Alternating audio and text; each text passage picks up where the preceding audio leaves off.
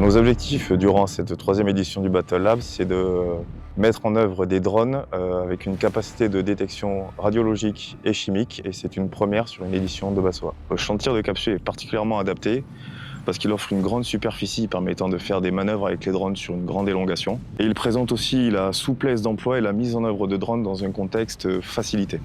Alors sur cette édition du Battle Lab, on fait évoluer 2 drones en lien avec la marine et l'armée de terre. Le premier est équipé de capteurs radiologiques et le deuxième est équipé de capteurs radiologiques et chimiques permettant de se rapprocher au plus des situations qui sont rencontrées par les combattants sur le terrain.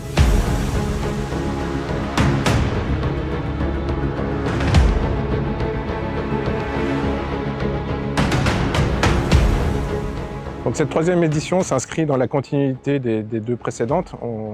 On capitalise sur les 2 premières éditions pour renouveler cette confrontation entre industriels et forces étatiques dans un environnement représentatif. Le champ de tir de Captieux, c'est l'équivalent de Paris Intramuros en termes de surface au sol, qui est entièrement contrôlé parce qu'on maîtrise également l'ensemble des zones aériennes au-dessus de Captieux et aux alentours, pour permettre vraiment de faire évoluer nos drones dans les meilleures conditions de sécurité possibles, tout en respectant la réglementation associée à la mise en œuvre de ces drones.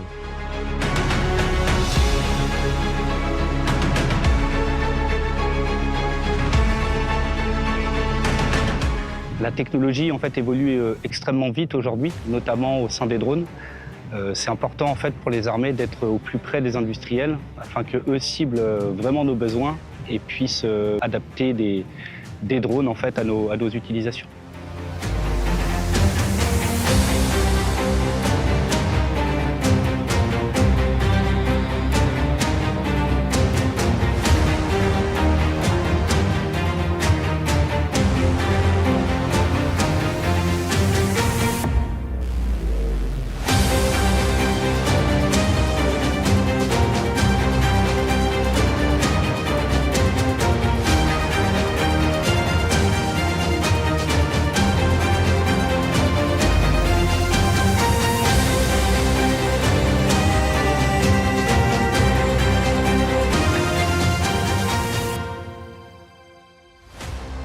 Nous cherchons bien évidemment à innover, à accélérer et à faire autrement.